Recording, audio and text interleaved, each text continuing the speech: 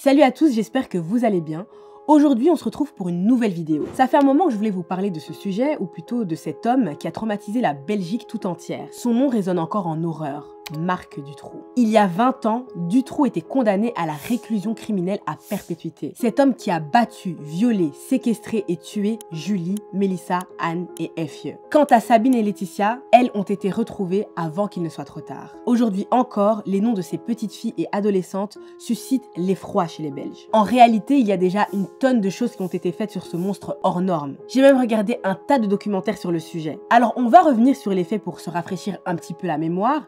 Mais moi, il y a une question que j'aimerais aborder avec vous. Et si demain, la justice belge décidait de libérer Marc Dutroux? Et si je vais plus loin encore, est-ce qu'une démocratie telle qu'on la conçoit devrait pouvoir pardonner à tous?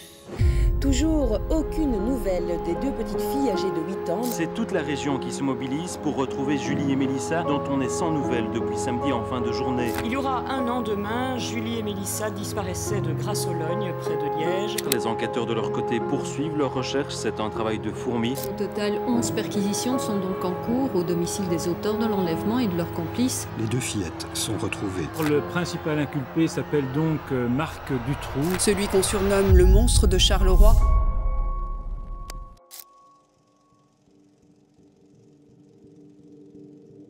Mais pour parler de son éventuelle libération, il faut comprendre les faits et pourquoi cette histoire a tant marqué. Commençons par le début. En août 1996, Dutroux est arrêté en région de Charleroi pour enlèvement, séquestration, viol et assassinat sur plusieurs jeunes filles. Son mode opératoire, se balader en camionnette blanche et repérer ses victimes avant de les embarquer. Parmi elles, 6 enfants et adolescentes, dont 4 sont mortes dans des conditions particulièrement atroces. Julie Lejeune et Mélissa Rousseau, âgées de 8 et 9 ans, sont mortes de faim après de multiples sévices et agressions sexuelles. Elles étaient enfermées dans une cave que Dutroux avait aménagée dans le sous-sol d'une de ses maisons à Marcinelle. Anne Marchal et Effie, elles, qui étaient à peine majeures, ont été assassinées après avoir été séquestrées et violées. Sabine Dardenne et Laetitia Delay ont quant à elles survécu à cette horreur grâce à une intervention policière tardive mais décisive. Après la découverte de son cimetière personnel et surtout des caves de l'horreur aménagées, toute la Belgique se pose une question. Mais qui est ce monstre? Marc Dutroux est né en 1956 à Ixelles, en Belgique. Il grandit dans une famille de classe moyenne à Aubais, un petit village de Charleroi, plutôt instable et dysfonctionnel. Son père, lui, est issu d'un mariage consanguin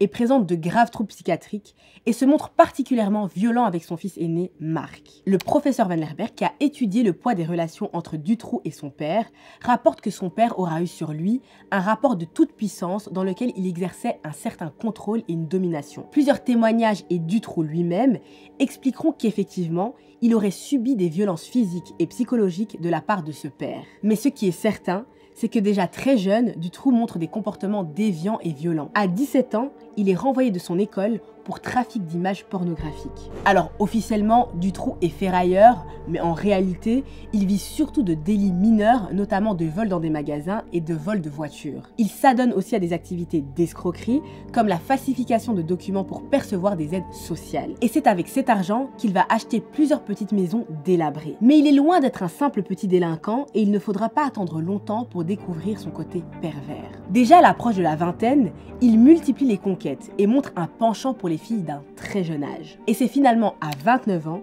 qu'il est condamné la première fois pour des actes de viol et d'enlèvement. À ce moment-là, on est en 1989 et on ne sait pas encore qu'à peine 7 ans plus tard, il deviendra le monstre que le monde va découvrir.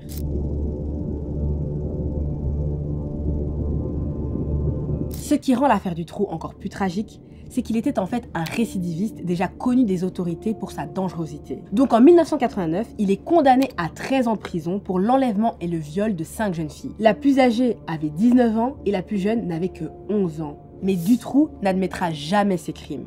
Pire encore, durant toute sa détention, il se positionnera en victime et n'aura de cesse d'écrire aux juges et à ses avocats pour clamer sa soi-disant innocence. Et malgré un procureur toujours aussi horrifié par ses actes, il arrivera à obtenir une libération conditionnelle après avoir purgé seulement un tiers de sa peine, soit 3 ans et demi. A noter aussi qu'après sa libération, Dutroux était censé être surveillé par les services de probation, mais là, une fois encore, négligence totale. Et il ne lui aura pas fallu beaucoup de temps pour retrouver ses sales petites habitudes. Seulement quelques mois après sa sortie de prison, il commet des attouchements sexuels sur des petites filles. Je rappelle que le gars est en conditionnel, mais écoutez bien. À la suite de cela, il est arrêté et interrogé, mais aucune sanction ne sera retenue contre lui. On le relâche même sans chercher à savoir le qui, le pourquoi, le comment. Personne ne fait le lien entre cet homme et sa récente condamnation en 1989. Mais ce n'est pas tout. Quelques mois plus tard, la gendarmerie est informée que Dutroux aménagerait ses caves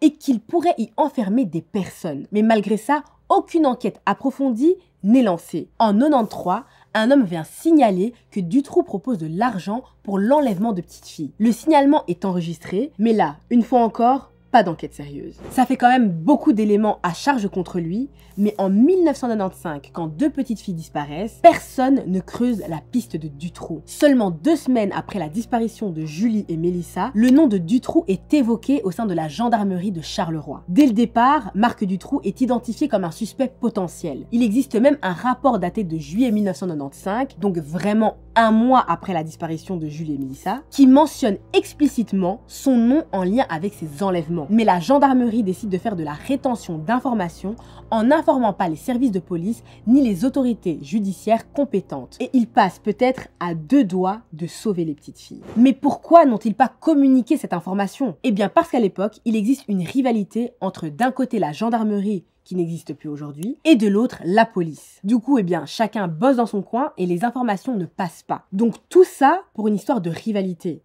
Ouais, on est d'accord, c'est une dinguerie. Et le pire, c'est que ce n'est pas la seule connerie qu'ils vont faire. Quelques mois plus tard, le 13 décembre 1995, alors que Dutroux purge une peine de 3 mois de prison pour une affaire de vol de camion, un gendarme, René Michaud, prétexte une perquisition au domicile de Marcinelle pour des histoires de vol. Mais en réalité, ce gendarme sait très bien qui est Dutroux et quels sont ses antécédents. Donc quand il y va, ce qu'il espère trouver, c'est les fillettes disparues. Et effectivement, son équipe et lui-même se rendent dans les fameuses caves. Dedans, Michaud entend les voix de petites filles qui parlent, mais ces voix s'arrêtent très vite. Et au lieu de persévérer, il dira qu'il s'agissait sûrement d'enfants qui jouaient dehors. En réalité, c'était bien Julie et Mélissa qui se trouvaient cachées derrière un mur dissimulé par une étagère. Les 2 petites filles mourront de faim quelques mois plus tard. Leurs corps seront finalement retrouvés en août 1996, soit plus d'1 an après leur disparition. Tous ces ratés ne sont pas juste des erreurs ponctuelles, mais à l'époque, ils ont mis en évidence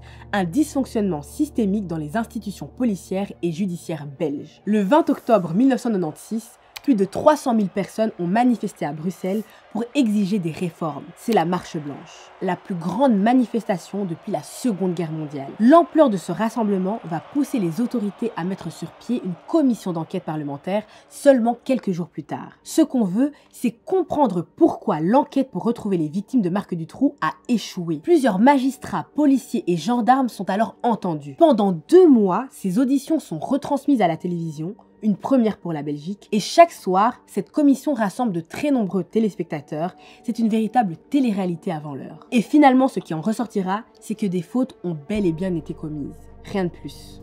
Ah si, attendez, il y a tout de même eu une réforme. La fin de la guerre de la police. La gendarmerie a été supprimée.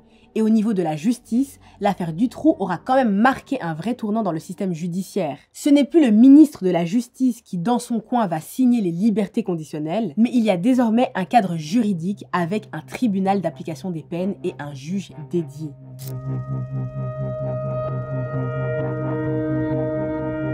En réalité, l'affaire Dutroux a laissé une empreinte profonde dans la mémoire collective et affecté une génération tout entière d'enfants et leurs familles. On peut dire qu'il y a vraiment eu un avant et après Marc Dutroux. Déjà, faites le test et demandez à n'importe quel trentenaire s'il n'a pas été traumatisé par toutes les camionnettes blanches qu'il croisait dans la rue. Pour beaucoup, le résultat de cette affaire, c'est que c'est la fin de l'insouciance. Avant Dutroux, les parents laissaient les enfants aller jouer dans la rue sans se poser trop de questions. L'extérieur, qui était un espace de jeu et d'exploration, est devenu un lieu de danger. Plus de visites chez le voisin, pas de bonjour aux inconnus et plus question de traîner tard le soir. Pour les enfants de cette génération, c'est un traumatisme, un moment où ils ont pris conscience que le mal pouvait exister juste à côté de chez eux. Aujourd'hui, beaucoup d'entre eux sont devenus eux-mêmes parents et cette méfiance, ils la portent en eux. Et avec toute la médiatisation et toutes les discussions qu'il y a eu autour de cette affaire, Dutroux est devenu le visage de la pédocriminalité. Avant les années 90, la question de la pédocriminalité et des violences sexuelles était rarement débattue ou même médiatisée. Ces violences, notamment envers les enfants,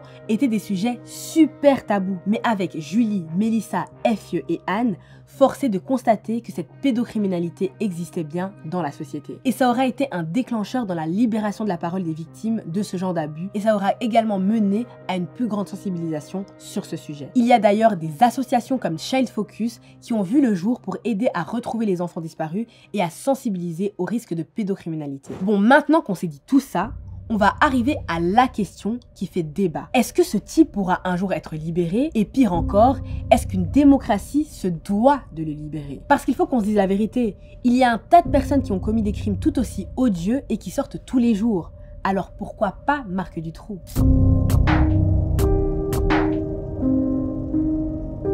Si on demande à n'importe qui autour de nous, il y a 90% de chances qu'on vous réponde que si le mec sort, il se fait buter à tous les coups.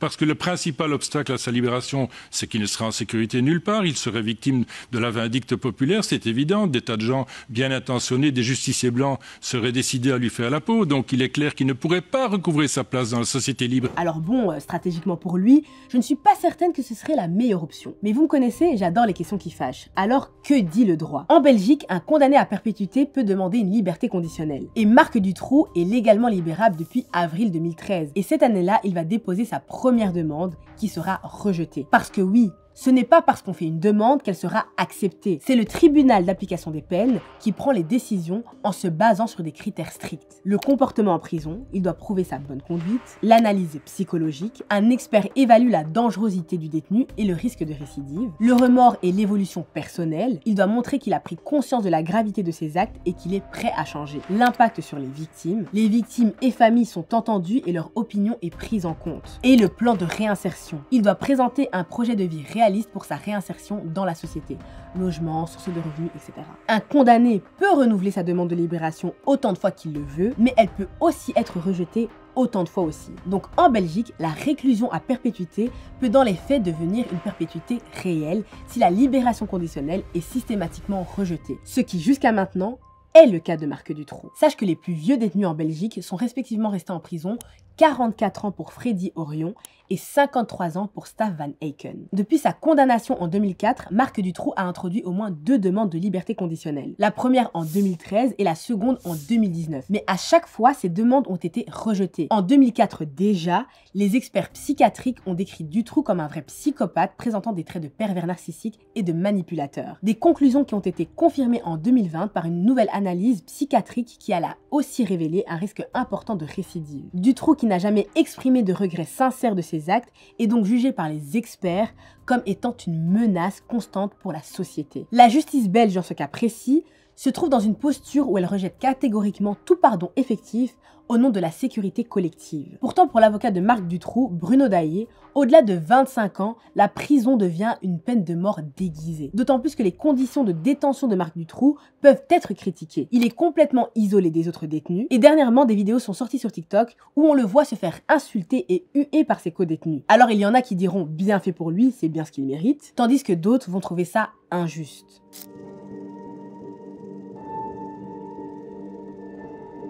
Dans une démocratie, le pardon ne se limite pas à un acte moral. C'est aussi un principe politique et juridique. Une société démocratique repose sur l'idée que chaque individu, peu importe la gravité de ses actes, conserve une part de dignité humaine. Et c'est ce principe qui fonde les droits des prisonniers, l'interdiction de la peine de mort en Europe et l'objectif de réhabilitation. Et c'est un principe des droits de l'homme. On ne peut pas condamner une personne à vie sans qu'il n'y ait aucune option sur la table pour espérer quelque chose par la suite. D'ailleurs, le Freddy Orion dont je vous parlais plus tôt a saisi la Cour européenne des droits de l'homme, se trouvant dans une impasse sans possibilité d'être libéré, à défaut de pouvoir trouver une place dans une unité psychiatrique légale. Et il a gagné. L'État belge a été condamné. Certains pourraient donc dire que pardonner même à Marc Dutroux est une manière pour la démocratie de réaffirmer ses valeurs fondamentales. Le pardon ici ne signifierait pas excuser ou minimiser ses crimes, mais montrer que la justice reste guidée par des principes et non par des émotions comme la vengeance ou la haine. Et l'idée serait là alors de montrer que même pour les pires monstres, la démocratie a mieux à offrir que l'enfermement. Mais soyons réalistes. quand on se retrouve face à une récidive aussi monstrueuse que celle de Dutroux, la perspective d'un pardon semble largement utopique. Peut-on réellement pardonner un individu qui a autant abusé de la clémence de la justice? Alors que Marc Dutroux reste en prison, plusieurs de ses complices ont bénéficié d'une libération conditionnelle, notamment son ex-femme Michèle Martin, condamnée à 30 ans de prison pour sa complicité dans ces crimes, notamment pour avoir laissé mourir de faim Julie et Mélissa sans intervenir. Elle a été libérée en 2012, après avoir purgé environ la moitié de sa peine. Cette décision a indigné les Belges, pour qui elle ne méritait pas une telle clémence. Ça a d'ailleurs provoqué un véritable tollé médiatique. Crie-le bien fort, allez Ryan, vas-y petit mafiosé, crie-le, faut qu'elle crève ma couille. Il faut qu'elle crève. C'est bien, ouais. Mais la justice belge justifie cette libération par des critères spécifiques. Michèle Martin avait exprimé des remords et s'était engagée à suivre un programme de réinsertion. Elle avait également été jugée comme ne représentant plus une menace pour la société. Et comme le système judiciaire belge favorise la réhabilitation des détenus,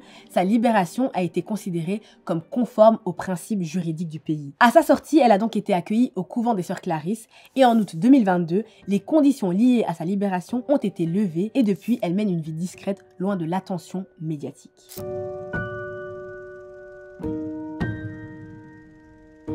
Marc Dutroux n'a pas seulement détruit des vies individuelles, il a infligé une blessure collective à la société belge. Les crimes qu'il a commis, aggravés par ses récidives, ont mis en lumière les failles du système judiciaire. Donc le pardon dans ce contexte pourrait être perçu comme une nouvelle trahison envers les victimes et leurs familles et provoquer un nouveau tollé médiatique. La société dans son ensemble considère souvent que certains actes dépassent les limites de ce qui est humainement pardonnable. En fait, la société, elle, a le droit d'être dans l'émotionnel. Mais quid de la justice? C'est un débat qui reste assez théorique parce que dans les faits, très peu de sociétés sont prêtes à pardonner des crimes aussi monstrueux. Donc même dans une démocratie, les principes de pardon et de réhabilitation sont d'office confrontés à l'émotion de l'opinion publique. Mais est-ce que la loi et la démocratie ne sont pas censés être au-dessus de ça? Mais en fait, on n'a pas vraiment la réponse.